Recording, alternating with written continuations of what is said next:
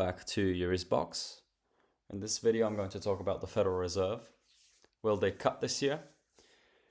If you like this kind of content, consider leaving a like. And as usual, nothing in this video is financial advice.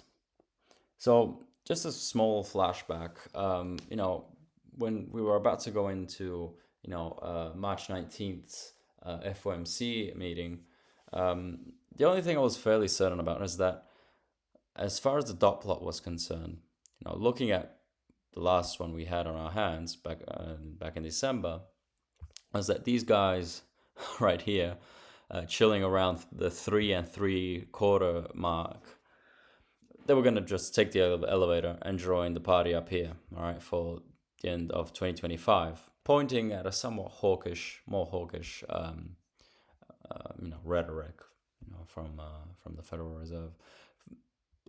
That is what we got, all right. People that were around here, they joined the party upstairs. And the reason for that is that growth is still somewhat benign, although we still have, some problems popping up here and there, as I've mentioned in my previous videos. But really, the only thing that really changed so far is the fact that we have heightened inflation fears, all right? And that is particularly relevant if you look at the, all the surveys we got, University of Michigan, consumer confidence, whatever. A big problem of that is inflation, all right? And so the only thing that the Federal Reserve can do is react to whatever the latest data point is. Because again, my assumption is that the Federal Reserve isn't in the business of acting in a proactive manner, trying to get in front of trends. It reacts to things.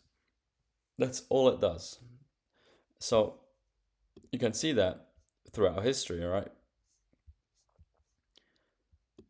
The reasons why, arguably, right, this is, going out on a limb, but the reasons why you see these huge moves is because the Fed does one or two things. It either does too much or it does too little. It does too little on the way up and it does too much on the way down. That's, it overdoes it. That's what I'm basically trying to say. So whenever you're just starting out, they'll take baby steps like we saw in this cycle. They started out with a 25 basis point rate hike, even though things were, quite hot.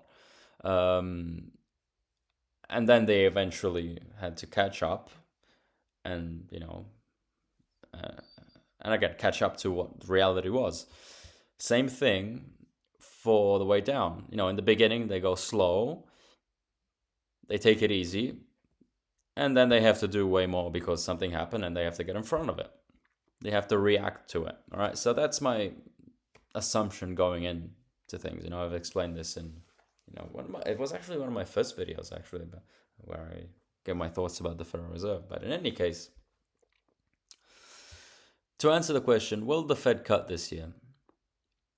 If you look at the latest summary of economic projections, we're really hinting at a couple of rate cuts, really. No more.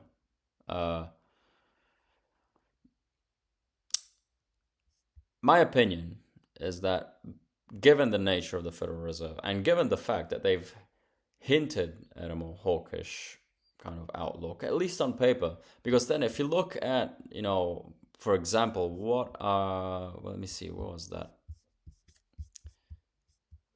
Right here. If you look at, say, GDP, right, that's definitely not hawkish, Right here, December projection, December projection was 2.1, now they're down at 1.7. And I pointed this out, in my video about the FOMC a couple of weeks ago. The dot plot says a story, then Powell said another story, and then, other parts of the SCP tell, it's everybody is kind of saying its own thing, and everything is saying its own thing in this projection. But in any case, I wouldn't be surprised. Now, I don't know when they're going to start cutting again. But given the fact that they are basically staying put for the foreseeable future. What they're doing is they're waiting for something to happen so they can react to it, all right? And if you're waiting for something to happen then to slap you in the face, well, chances are you're going to have to do more than you initially thought. And I wouldn't be surprised, like, again, if whenever it is they start cutting rates, I don't know when it is, it could be May, it could be June, I have no idea, but I wouldn't be surprised if we get a 50 basis point rate cut and more than the 1 to 2 rate cuts that are actually getting, at least projected in the Fed's papers.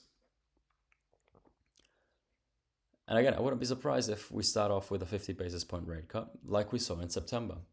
Because again, what I'm really trying to get across here is the reason why I look at the data and not at the technicals on the charts and everything like that, bull flags, fibs and everything, is that at the end of the day, if the economic data comes out good,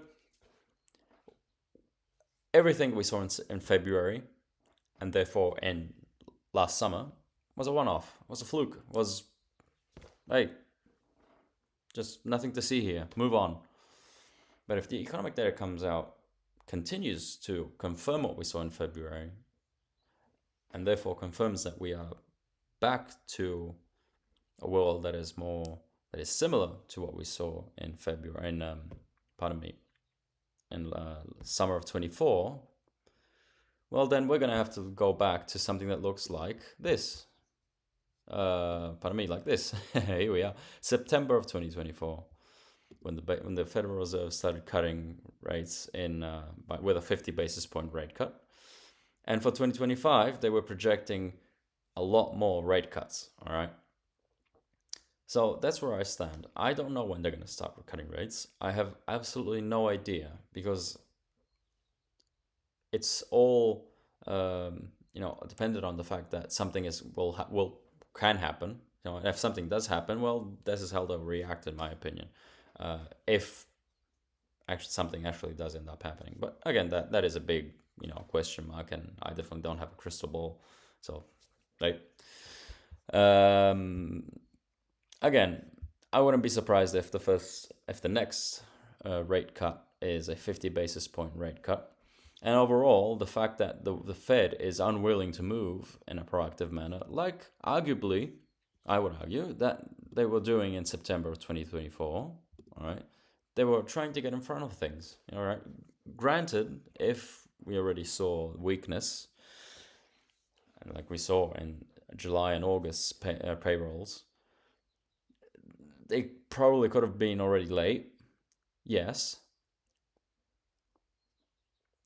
But at the very least, they started out big, and that showed, at least to me, it showed me that, and many other pundits that know way more than I do, that at the very least they were trying to get in front of things, and they weren't waiting for something catastrophic to occur to move in a significant manner. And so, in case you haven't, caught on to it, I'm not against, and I know this is an unpopular opinion. It still is an unpopular opinion. Probably, I could easily be wrong, but I don't see the rate cuts that we got in September, November, and December as a mistake. Simply because everything that we saw, and I've talked about this, ad nauseum, really.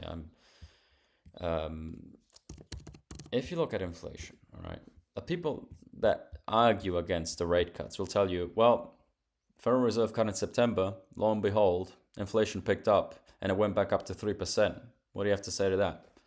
Well, what I have to say to that is what I've been saying in all of my videos. What we saw from September to January is something that we see, and again, we saw it last year. And for good reason, because, that is the time of year where people travel more because of the holidays, they spend more because of the holidays, they get a bit more because of the holidays, because, you probably get your end of year bonus. So what are you going to do with that money? You're going to spend it.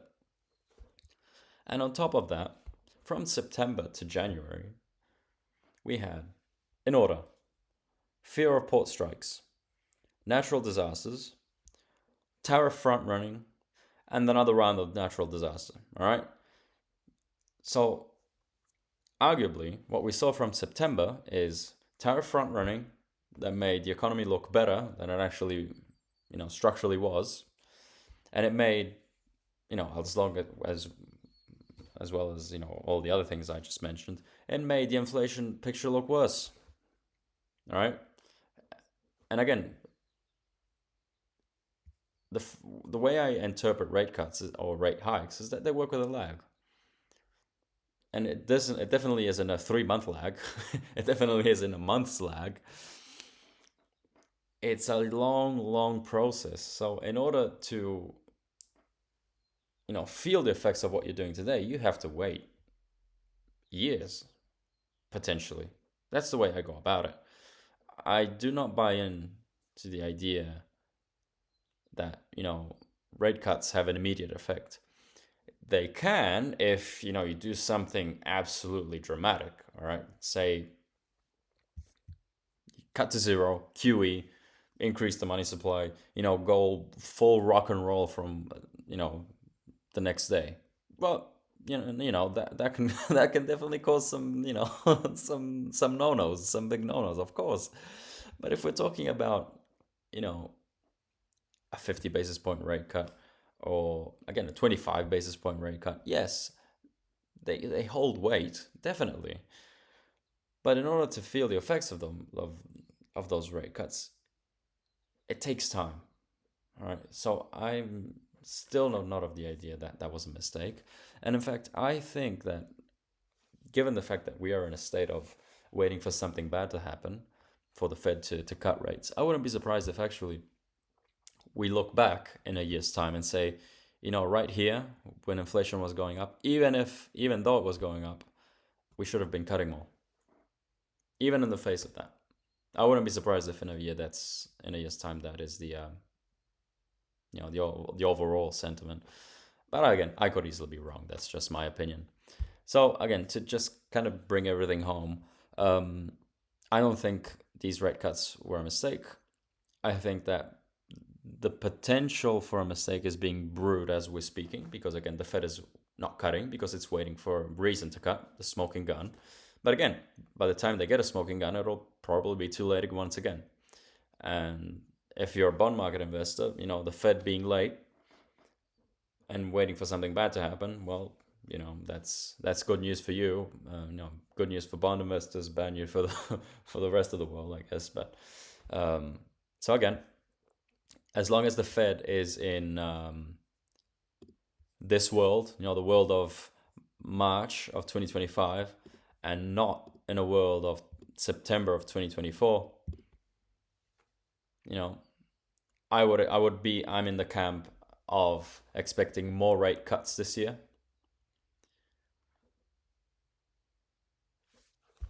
And that's basically it. I wouldn't be surprised again if the next rate cut would be a 50 basis point rate cut also, given the fact that it would probably come with bad news associated with it. Okay, it would be cutting for the wrong reasons, as they say, quote unquote. So I'll leave it at that. Hopefully I did a good job. I'm still kind of hazy. Probably reflected a bit of that in this video. It's been quite a busy few days. Yeah. If you like this kind of content, consider leaving a like, and I'll see you next time. Hopefully with a clearer head. Bye.